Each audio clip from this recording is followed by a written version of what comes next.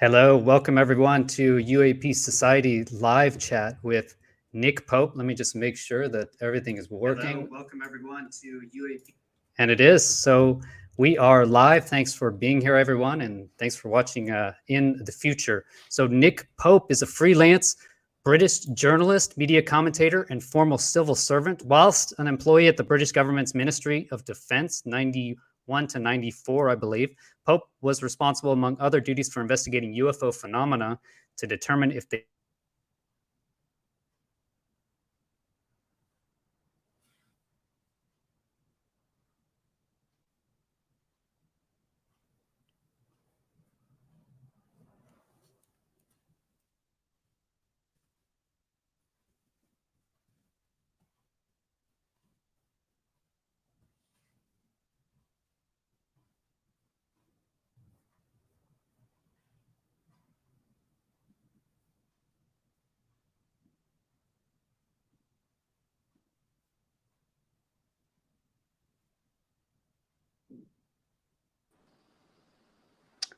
All right. Can you hear me? Yes, I Sorry can. about that, everybody. And my computer just died. I can't believe it. All right, Right. guys. I'm having computer issues. But All yeah, right. I can hear you now, but the image froze. I think the men in black are trying to sabotage this interview for some reason. Okay. So you're not seeing a good picture of me right now? No, I can see you. Sit. Okay, Yeah. perfect. All right, my computer rehacked. I guess we'll try it again. I'm sorry, everybody. I've been having computer issues. This is my backup computer. My other computer's on a test stand over there. But thanks for your time, Nick Pope. Thanks for being here, man. We talked last December. So we talked last December 2021. Had you on my original Chris Lehto channel, Lehto Files. And you originally talked about the Calvine photo. I remember you brought that up. I had never heard of it before. And now recently, Calvine photo is back in the news, and they've miraculously found it. We had Vinny Adams. He's another, he's a UAP Society member. Actually, he was here last week talking about it. So it just seemed just like a great point to have you back on the show to talk about any updates since Calvine, that we actually found the actual photo, that we can talk about that. And then also just to chat about how you feel the UFO disclosure is going in the U.S. And we'll get to those two main topics here, not to keep it so long. But first is to talk about another issue. We kind of brought it up in the prequel, was basically drama, in the UFO community. And, I really enjoyed chatting with you last time, Nick, and I thought you're very polite. You're dedicated, it seems like, from everything I can tell, to finding the truth. And you've been speaking about UFOs for decades now. So I don't know. It seems like there is a lot of anger directed towards you in the UFO community. So what's your take on on that issue?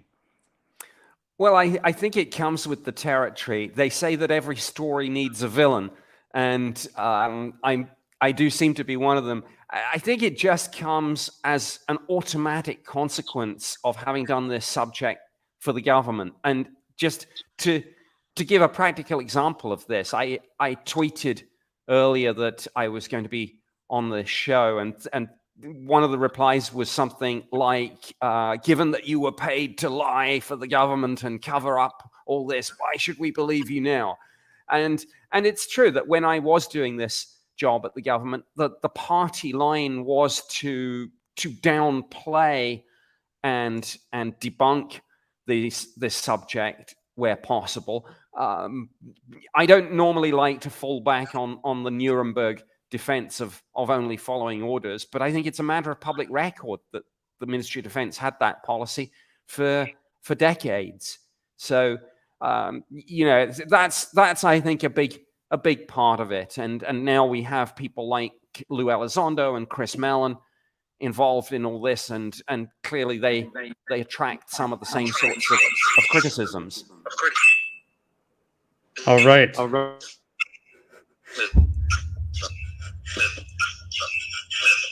Sorry about that, guys. All right, we'll try this again. So I could hear everything you just said there.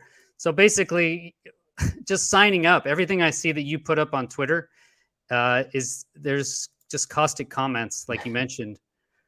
You did used to work for the government, yeah. So how do you take all this stuff? How do you put up with the trollery for so many years it's been going on? Oh, I don't mind. Maybe I've got a very thick skin on that, but I did what I did. It's a matter of public record what I did, because many of the Ministry of Defense files, a lot of which I wrote, have been declassified and released, and people can read them. They're up on the National Archives website. I know that John Greenwald has them mirrored on his Black Vault website, so people can see for themselves. And also the job that I did, somebody asked a member of Parliament asked a question about what my job was between 91 and 94, and it's in the parliamentary record. So there's no real dispute about it. But as I say, there is this residual bad blood from people who I think feel that I was part of a cover-up, and therefore believe that everything I'm doing and saying now must be disinformation, must be part of some sinister government plan to control the narrative. You've seen it as well, and with Lou Elizondo, there's been so much drama related around Lou Elizondo as well. It's almost like disinformation campaigns or campaigns directed against them. It must be hard to take all this trollery all the time. It must be stressful. I know. Yeah, I mean, people when people say, "Oh, Lou is saying things that sound like it's part of a sort of counterintelligence operation." Well, yeah, that's the language he speaks. That's the world in which he exists, and we can't, any of us, I think, escape from our backgrounds and the things that shape our lives. I mean, when we were talking just before the show, you used a phrase like "get the mission done," because that's hardwired into you as a military jet pilot. And so I mean, I think when you're dealing with people like myself, or like Lou Elizondo and others who've had an experience of dealing with this within government, you get a different perspective, you get a different language, and sometimes people, particularly if they're at the conspiratorial end of the spectrum, they read maybe much more into that than they should. Yeah, excellent. Well, I mean, like you mentioned, I think we should just focus on the mission and avoid all the drama. I really hope we can do that. I mean, whatever you think of Lou Elizondo, he's motivated Congress to do open hearings about UFOs. If you're a proponent of finding out what the UFO phenomena is, that seems like a positive thing. I don't know. I think let's just focus on that, and keep moving, keep firing and moving forward, Yeah, why wouldn't we want to know? Why wouldn't we want to find out? Why wouldn't we want the Senate and the House, the Armed Services Committees, the Intelligence Committees, why wouldn't we want them to take a look at this? For years, the UFO community have been saying, no one's taking this seriously.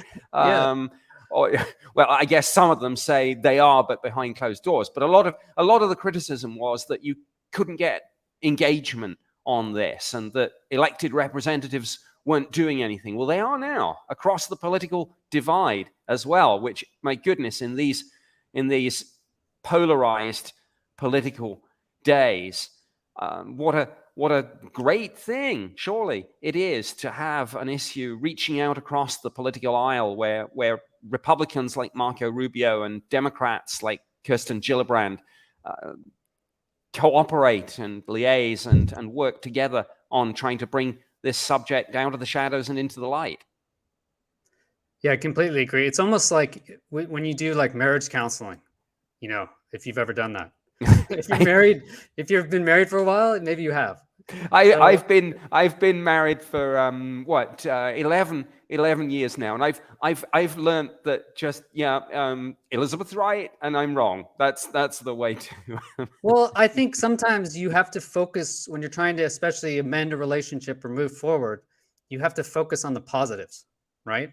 And right now, the UFO community should be throwing a party, essentially. I mean, we had Ross Coulthard on last week, and it sounds amazing what's going on. I mean, it sounds like we have a real chance at open public hearings with real whistleblowers. So I don't understand. We should be being very happy right now. We should be very happy. Start moving on, congratulating everybody, throwing parties, and we still need to get work done, but it seems like focus on the positives, like you mentioned, with bipartisanship. Yeah, absolutely. Yeah, focus on the positive, focus on the strengths, right? That's one issue where bipartisan, if you think about that, that's pretty strong, right? Because let's say someone is really diehard on the UFO topic, okay? And now you could actually, since it's bipartisan now, you could consider pulling voters to your side. So just the very fact that it's bipartisan now means that you can make gains from the other side, right? So Republicans should be pushing this, right? Because now if now they can convince, right? If their opponent is against it, now maybe they can convince as well, right? So maybe being bipartisan could actually even make it even better, right? Focus on the positives. What is your take on it? Yeah. What's your take on UFO, the disclosure, the public hearings? Well, we are in the middle of a process here, and there is absolutely progress. We've had, of course, back in May, the public hearing that the subcommittee of the House Intelligence Committee had. I thought that was interesting, actually, for a number of reasons, particularly the almost panicked look when the question of USOs was raised, and I can't remember which of the briefers it was, but it was immediately batted away with, well, we'll deal with that in the classified session after this. So that was fascinating. But there are clearly there's pressure for more public hearings, and I have no reason to believe anything other than that there will be some more public hearings. Certainly, not least because it's mandated now in the legislation. There are going to be written reports and updates, some classified, but at least one public one a year. I've slightly lost track of the timescale on this, but I don't think it's going to be more than 2 or 3 months before another report is due. And of course, moving forward now, we have the strongest ever wording for what Congress wants the DoD and the intelligence community and the military and others to do on this. Now in the draft Intelligence Authorization Act for fiscal year 2023, which, as I understand, the system is likely to be rolled into the National Defense Authorization Act for fiscal year 2023. And I mean that, people can read it. It mandates a really immense effort with all the disparate parts of the system working together to come up with answers in a way that's not had before. And of course, against the background of this, we've now got the NASA study ramping up. So that's another aspect to all this, which is encouraging. And some of the statements that Bill Nelson has made about this, I mean, my goodness, you read between the lines when you see a Bill Nelson interview or former director of national intelligence John Ratcliffe or some of the congressional representatives we've talked about, and you think, wow, things are happening here. These people are engaged. And I remember last time we talked in December, I was surprised how much you knew about the American system, the actual passing a bill, the NDAA, et cetera. Do you know about this bill as well? Like originally who wrote it or? Well, I think... sorry to put you on the spot, yeah. Yeah, I think the wording is... The wording, I'm going to have to choose my words very carefully here. Yeah. The wording, I think, some of it comes from what was originally called the Gillibrand Amendment. It has been modified somewhat, but I think it's no secret that some of the players whose names we've learned in the last 2 or 3 years, clearly, if you look at their writings and then you compare it to the legislation, I think some of these people who are very much now popping up in the narrative are, I'm pretty sure, speaking to some of these Congress people and giving initial drafts to their staffers from a sort of position of inside knowledge and saying, this is what you should be asking for. I mean, so there's, I don't want to say too much more, but I think you can follow what I mean. No, I've got the exact same impression. The first draft I read, and I didn't lock down into it, but I'll make a video about it coming up. I believe I had the same impression. You could tell basically who it was written by or had basic guesses. It seemed very, very legitimate, covered all the bases, everything back to 1947. Basically they covered every little tick box, which brings me up. I watched it was a show called UFOs Are Real, 1979. And actually, if I can even find it here, I don't want to play the clip now. It's actually a movie from 1979 that basically showed Tic Tacs from Catalina Island. So I showed it to you before, Nick. I'll edit it in later. Just that short 2-minute clip showing at Catalina Island in 1969 a video of a Tic Tac. It looks like a Tic Tac moving slowly. I just couldn't believe it. And this movie went on to just have so much more information. Stanton Friedman giving all this data, all this evidence, land sites. They get soil samples from landing zones, everything.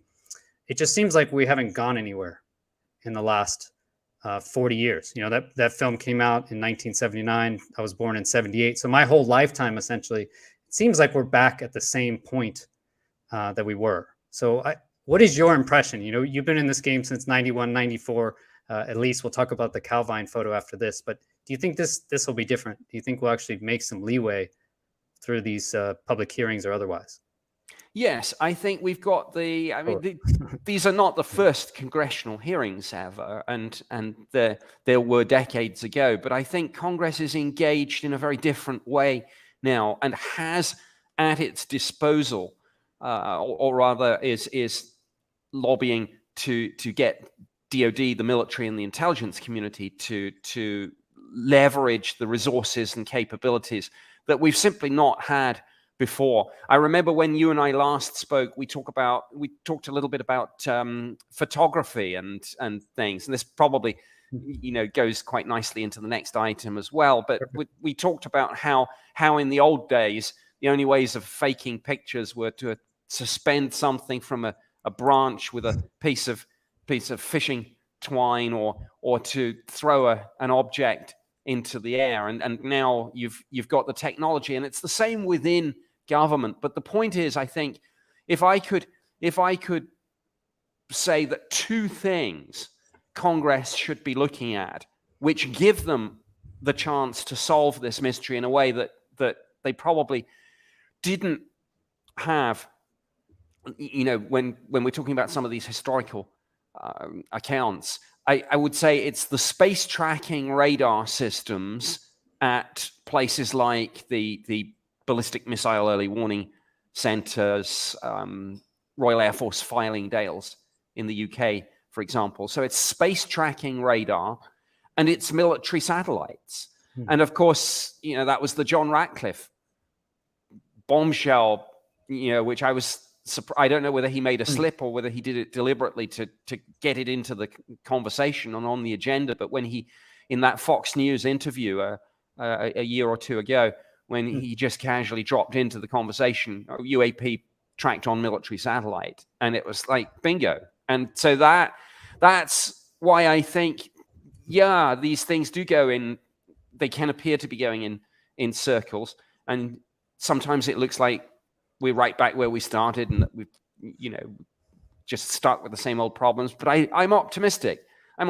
We've got tools in our hands with the technology that we've not had before. And I think the tools, the resources and capabilities, the high tech that we have now, whether it's the satellites, whether it's the AI, to maybe look at big data and spot patterns and do all that gives me great hope for the next few years. Yeah, and I have hope in YouTube, actually. I think just the way we can connect. I believe I'm not linked or tied to anyone. I believe I'm my own my own person, so I can make my own judgments and talk to people like you that are interested in this subject as well. I think so. You're right. I think we have different technology, and that's why, honestly, it created UAP Society. It was a lot of work. It took a lot of time away from my main channel, etc. But I think it's worth it to try and leverage that technology for AI. So you mentioned Calvine. Let's look at that. So cool. Last time we talked, you talked about this photo, right? I believe. Yes. And so this was the made up one, right? That was a graphic artist and I collaborated to produce that. From some of the records in declassified MOD files and from my memory, and so yeah, that was the picture, but it's a CGI recreation. Having said that, at least 2 MOD officials who had access to that office where I worked and saw the picture on the wall, when they looked at that recreation, they said, "Oh yeah, that nailed it." And it's quite close, if you look, to I guess this is what came out of the Calvine photo. Well, there's a kind of funny little story about that. Yeah. That even though, as I say, the documents about this are in declassified Ministry of Defense files, there were, I think there still are, some people who thought that I was making the whole thing up and didn't believe that this photo, that I had seen it, we had it on the office wall, or just and now the irony is those same people are looking at the picture that emerged in the last few weeks and looking at my recreation, and they're saying, "Wow, Nick nailed it. He was like right on the money with it." But I will qualify that. I will qualify. I don't like to do this because it is exactly the sort of statement that does start the conspiracies that I'm still secretly working for the government. But I don't know whether you've followed my comments on this. I have neither confirmed nor denied that the newly emerged picture is or is not one of the original 6 photos. So the Ministry of Defense. Not the one, or you just can't remember it, or you didn't see the original. Well, like I say, I can neither confirm. I mean, I remember it very well, but for a number of reasons, I can neither confirm nor deny that that's the original. My understanding, well, yeah, I've spoken to the Ministry of Defense about this. I've had some communications, and they certainly, my current understanding is that they are going to hold the line, not to comment on it, not to talk about the provenance of this new image, and so I'm taking a neither confirm nor deny role. But makes sense. It is. You have to, for sure. I mean, if they tell you that, that makes sense. But do you think they'll come around? It's kind of ridiculous that they're not going to say anything. It's tied into wider issues, but of course, literally today, as we speak, we have Liz Truss elected as the new leader of the Conservative Party, and therefore she will be the new Prime Minister. So there are, I'm not saying that this issue has gone to prime ministerial level. I don't think it has, but it's a difficult time for anyone in the British government right now, with the change of leaders, with the energy crisis, with Ukraine, with inflation. The Ministry of Defense does not want to engage on the UFO issue. It is interesting that it's the one issue where they're not almost slavishly following the United States. I mean, normally US and UK are joined at the hip on defense issues, but on UAP now, obviously the US government is fully engaged through all the sorts of things we've discussed going on in Congress and the NASA study and everything else. UK does not want to touch this at the moment. And I think Calvine just reflects that wider reluctance to bite the bullet and get involved again. Oh, interesting. Hopefully they change their mind shortly. What do you think of this? I thought it was actually could be an alpha jet. Do you remember from your investigation on this, on Calvine? You know, the original analysis, I mean, there were 3 different analyses done on this. I mean, it's quite complex. The first one was obviously done in the Ministry of Defense, where we worked and we kind of handled this. But having said that, of course, we didn't have specialist resources and capabilities on imagery analysis. But obviously, my predecessor did an investigation. My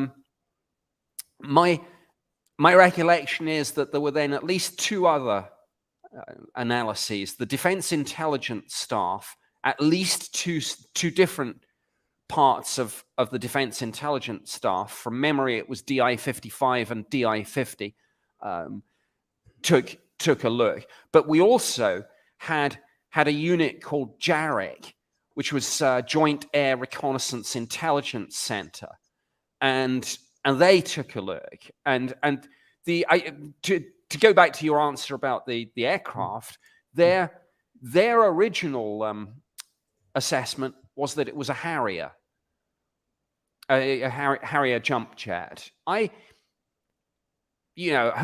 am I to say? I looked at it and I thought, yeah, maybe, but there were a couple of other possibilities. There was, I don't know if you remember, and maybe they have different model names but we also had an aircraft called the Hunter, which looked, it wasn't a bad match. If you look Hunter aircraft, RAF, it's not too far. Yeah.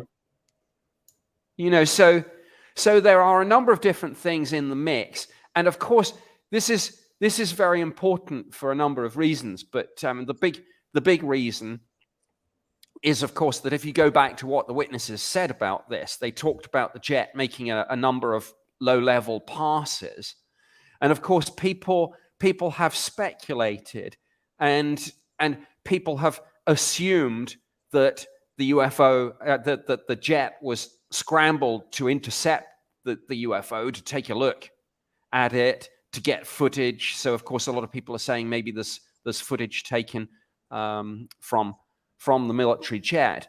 But, of course, and I'm making no comment on that, that's only one possible hypothesis. The other hypothesis is that the aircraft were operating together. They were training together. They were part of the same formation, and that really it was escorting, shall we say, or operating with, training with, and not necessarily intercepting. So I think it's a good example of where the UFO community sometimes, they get very focused on the details with a lot of this, but don't take a step back and ask the bigger strategic question. And in this case, the strategic question is, well, what was that aircraft doing? Which one? The little one? Yes. Yeah. So, I don't know. I mean, from there, it could be just an aircraft just flying by, I mean. Yeah.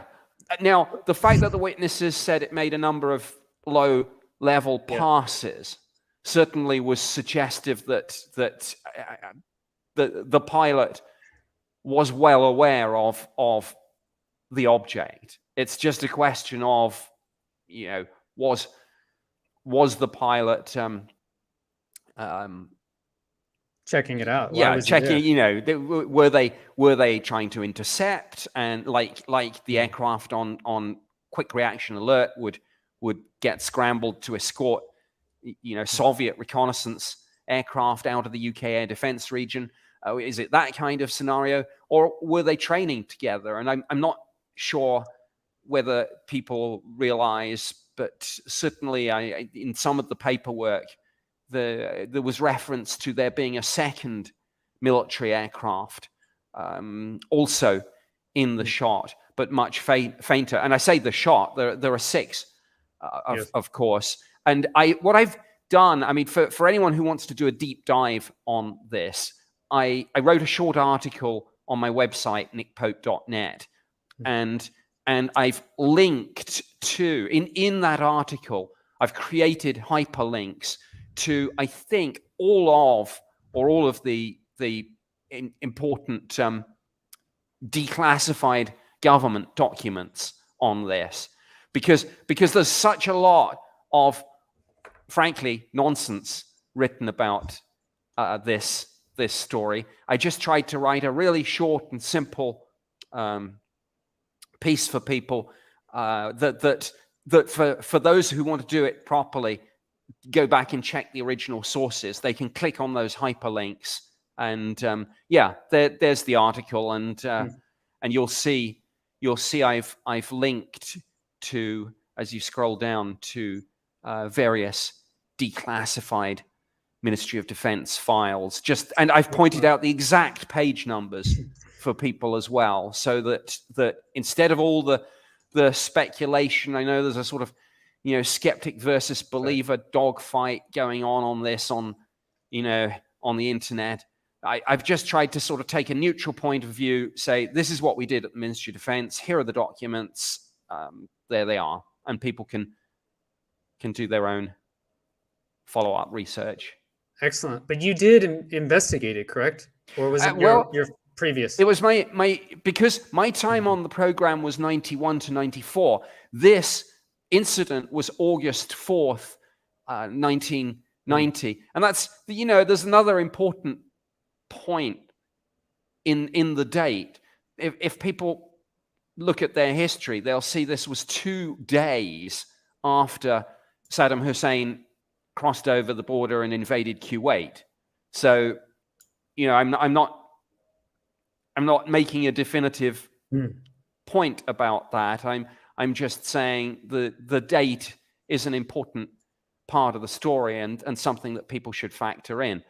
But yeah, my predecessor did the investigation, but I inherited what I call the political fallout, because this, I think we may have discussed this last time, we nearly caused a bit of a diplomatic row with the US government on this, because with this incident and some others in mind, we were asking, do you, the United States, have and are you test flying secret prototype aircraft or drones without going through the proper diplomatic clearance procedures? And they were slightly offended, as you would imagine, or pretended to be. But then they asked us, this was the irony, they asked us if we had, if the RAF had developed some sort of large triangular shaped craft. And then some of my colleagues in intelligence, but operating through the embassies, made the mistake of asking again, but making it pretty clear they didn't believe the previous US denials. And of course, that caused the SecDef. The report that came back to us was that he was incandescent with rage. A lovely quote that somebody told me. Incandescent with rage at the suggestion he had misled Congress. And so, yeah, it all got very difficult.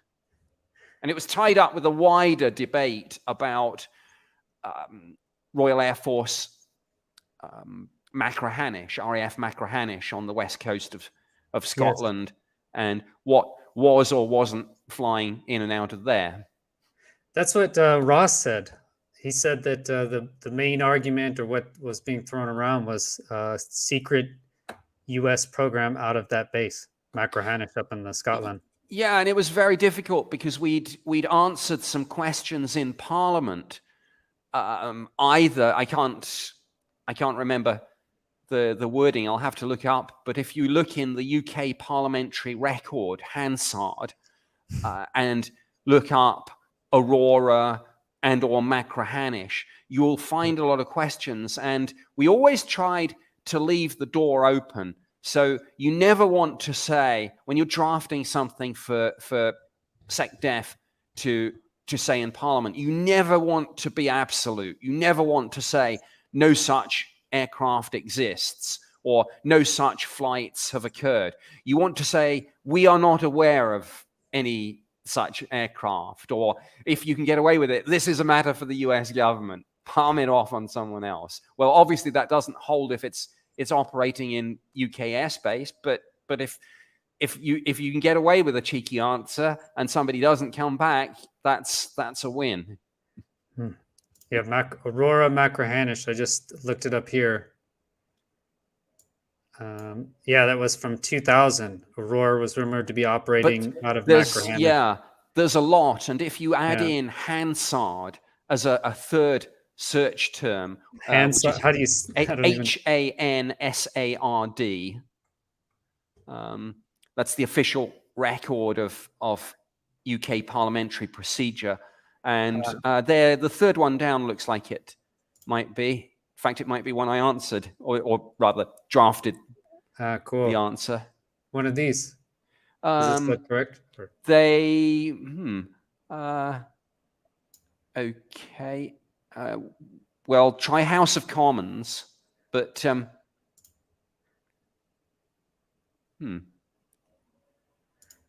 another So you can one. just look here, and this can find out the actual data from it. Yeah, if that one there, that looks like the one you're clicking on now. Looks like it's one. There we are. Okay, cool. Uh, I can search right. for. This looks like it's a long. So Control well, F. Aurora. yeah, Yeah, we Mr. did get away Redmond. with it. Yeah, to ask the Secretary of State for Defense how many times the radar operators at RAF Macrahanish have detected the new United States aircraft Aurora during the last 12 months, and if he will list by location where it has been detected in the RAF monitoring stations. So I guess these are normal questions you would get. I cannot believe my memory was correct, but I still can't believe we got away with that answer because the answer underneath the existence of such an aircraft would be a matter for the United States government. Well, Let's go like this. plainly, the question was asking about something in UK airspace. So, you know, the question of something operating in UK airspace in and of itself makes it a matter for the Ministry of Defense. Whoever operates the aircraft, I just cannot believe the chutzpah of that answer, which I might have drafted. Guilty confession. That's why the hate, Chris. We've come full circle with this. This is my dark side guilty confession. This is it. But it's nice you're telling us what you're showing, the little tricks and the points. But there are, you know, in slower time for you and others who are following this, there are several other of these are called PQs, parliamentary questions, and there are several other along similar lines. If you search on Aurora, Macrahanish, and Hansard, and just a combination of those, some with just Aurora, some with just Macrahanish. That was I remember the triangle craft, right? You had the exceptional RAF observer who looked up behind a KC-135 and saw a triangular shaped craft. It's quite interesting. I remember you brought up triangle shaped craft as well in our last discussion in December. Is that what's your take on this on Calvine? You know, what is your take? What do you think the shape is? Do you think it is a real craft? What is your guess if you had to speculate as a previous, you know, not for the MOD right now, you know, previous MOD? Well, the assessment at the time, and this is no secret. I mean, it's in the files. The assessment, well, I think it's in the files. I'd have to double check that, but what is either recorded in the files or I was told in an intelligence briefing was that the 6 images had been looked at by the relevant specialists, which means both in the Defense Intelligence Staff and at JARIC, as I mentioned, and no evidence of any trickery had been discovered. And of course, because there were features in this photo, it wasn't just an object in a clear sky, of course, that made it hugely important because you could then triangulate and make some calculations about the size of the object. And I think from memory it was something like 75 or 80 feet across, something like that. And yeah, assessment that it was a solid craft. And you know, that obviously unless you think the whole thing is a double bluff, and you know, there is a perfectly legitimate theory here that says, yeah, the whole thing is an intelligence operation to shape belief, maybe with adversaries or you know, with the public, though less so. The assessment was this was real, and the point, as I say, unless you think this is double bluff, is that we wouldn't have been as we did, looking at it at the time of the incident itself, and then doing a retasking the next year and say, let's take another look at this. We wouldn't have been doing that if we already knew the answer, because you don't look for something that you already have. Yeah, excellent. Ross said, yeah, it was definitely in the U.S. as well. Their eyes got wide, it seemed like, when he asked about it. Very interesting. Yeah, thanks, Nick. Thanks for being here. I think Thank you. We'll wrap it up now. Yeah. Yeah, great to talk to you again. And I hope you and everyone listening has found this interesting and will hopefully follow those links and look at some of the search terms like Macrahanish and Hansard and Aurora, and do a deep dive if folks want. Yeah, everyone check out the website. I'll check it out for sure and look into Calvine. And yeah, thanks again for being here, Nick. It's always great. Well, happy to have you on again on UAP Society, where we'll be doing consistent live streams like this just to get updates. So happy to have you on. Sure. Yeah, I'm sure I will circle back with you, you know, maybe when there's, you know, more to discuss. Some of the things that we've talked about today have maybe evolved or come to fruition. No, I appreciate your perspective, and I think you have a good balanced outlook. And yeah, thanks for bringing it today to UAP Society. So have a great rest of your day. You too. Thank you. Excellent. All right, guys, UAP Society, thanks for being here. I've read through the chat as you guys were chatting. Thanks, Random Content, James Green, Pixie Peach, Elena, Jay Sadler. I saw Aris and Tony there earlier, Friendly Gamer. Who else is here? Nima Tahiri. Thanks for being here, guys. Jonathan Pope. I hope you're okay with me reading out your names here. But thanks, everybody, for being here. And hope you enjoyed it. And have a great rest of your day. Take care. Meet up on the Discord shortly after.